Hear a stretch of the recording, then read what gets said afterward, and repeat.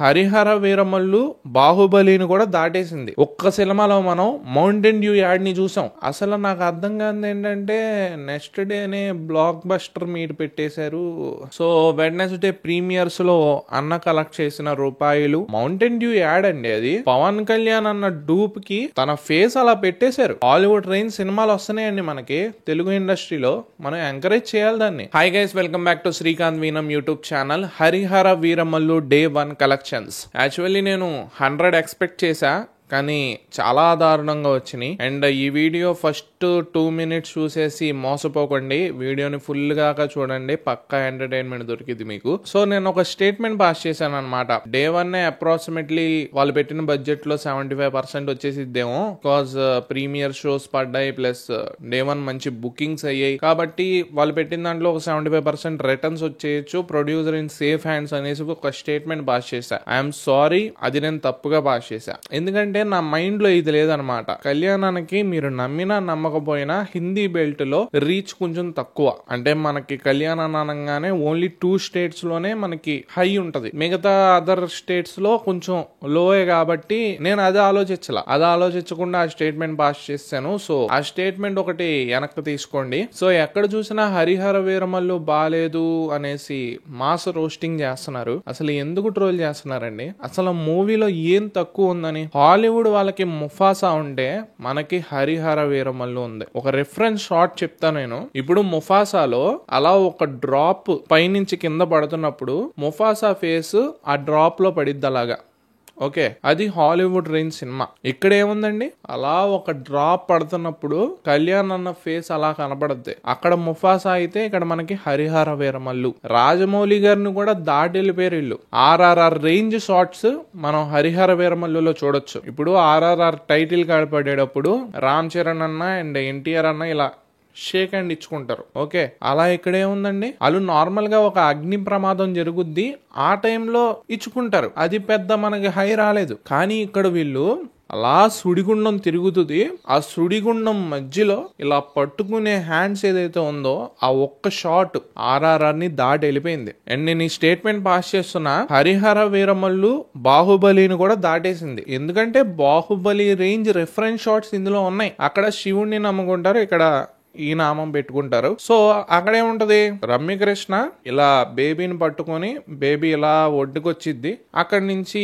చూస్తారు వాళ్ళు, మామూలుగా వాళ్ళు ఉండే ప్రదేశం నుంచే చూస్తారు. అది ఒక నార్మల్ షాట్. కానీ ఇక్కడ పూజ జరుగుతున్న టైంలో అది ఒక టెంపుల్ ముందల ఆ నది ఒడ్డులో అది దొరకడం అనేది ఇట్స్ లైక్ వేరే లెవెల్ షాట్స్. అక్కడ రమ్యకృష్ణ గారు టేక్ కేర్ చేయడం ఇట్స్ ఏ నార్మల్ థింగ్, కానీ ఇక్కడ ఒక గద్ద వచ్చి అలా టేక్ కేర్ చేయడం అంటే it's out of the box, వేరే లెవెల్ వెళ్ళిపోయింది సినిమా అక్కడే. సో హరిహర వీరమల్లు బాహుబలిని ఎప్పుడో దాటేసింది. అండ్ లాస్ట్ క్లైమాక్స్ గురించి మాట్లాడుకుంటే మౌంటైన్ డ్యూ యాడ్ అండి. అది మౌంటైన్ డ్యూ తాగు భయమొదులు. ఎంత బాగా వేసారా యాడ్ అంటే, ఆ షార్ట్స్ గానీ ఏదైనా ఉందా? అక్కడ కూడా వాళ్ళ ఫ్రెండ్ ని కాపాడడానికి మహేష్ బాబు వెళ్తాడు. ఇక్కడ సేమ్ కదా, వాళ్ళ ఫ్రెండ్ ఎవరో పడిపోతాడు, అతన్ని కాపాడడానికి పవన్ కళ్యాణ్ అన్న అలా ఉంటాడు. కానీ మహేష్ బాబు ఆ ప్రమాదం నుంచి బయటకు వచ్చేస్తాడు. బట్ ఇక్కడ పాపం పవన్ కళ్యాణ్ అన్న ఇంకా బాగా మనల్ని బాగా వేరే ట్రాన్స్ లోకి తీసుకెళ్లాలి కాబట్టి అలా ఆ సుడిగుండంలో తనకి తానే ఇరుక్కుపోయి ఒక మంచి సీక్వెన్సెస్ ని మన ముందర పెట్టారు. ఇది మౌంటైన్ డ్యూ యాడ్ ని కూడా దాటేసింది cinema.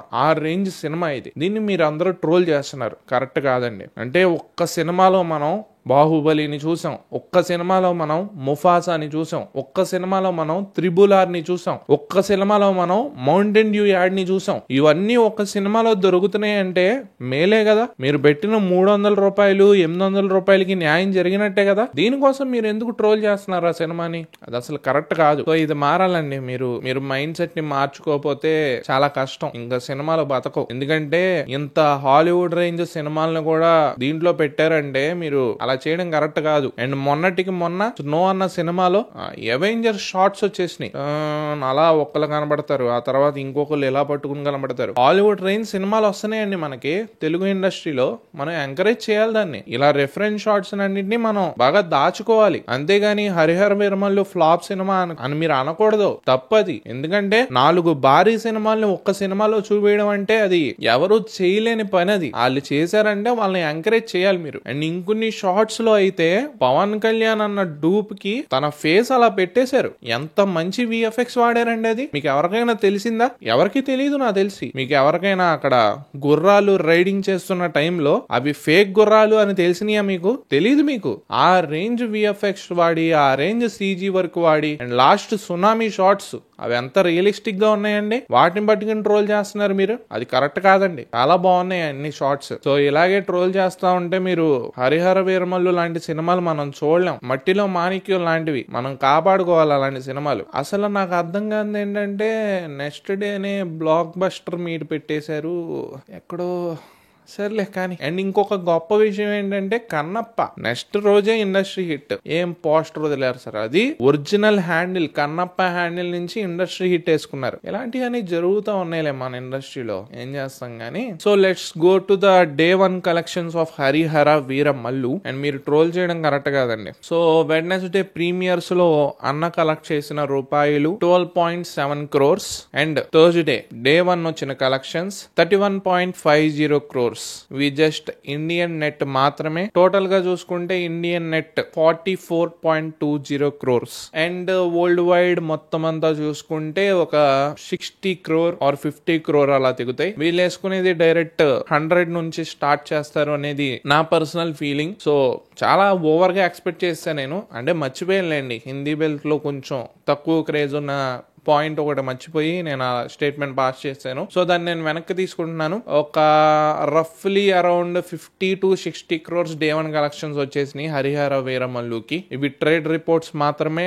These are not original reports రావాలంటే కష్టం, మనకి దొరకవు. సో ట్రేడ్స్ ని నమ్ముకుంటే వెళ్ళిపోవడమే. అండ్ వాళ్ళు వేసేవి కూడా జెన్యూన్ కాదు అనేసి నాగవంశీయే చెప్పారు. సో ఇంక మీ ఇష్టం, ఏది నమ్మాలో మీ ఇష్టం. ఇవి కొంచెం జెన్యూన్ ఉంటాయి అనేసి నా పర్సనల్ ఒపీనియన్. కాబట్టి వాళ్ళు రిలీజ్ చేసినా నేను దానికి వెళ్ళను, అవి ఫేకే ఉంటాయి అప్రాక్సిమేట్లీ. సో మీరు ట్రోల్ చేయడం కరెక్ట్ కాదండి. ఫైనల్ పాయింట్ అయితే Harihara Veeramallu is the best film of 2025.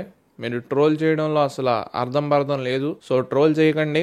ఇలాంటి ముఖ్యమైన సినిమాలు మన ఇండస్ట్రీలో రావాలి.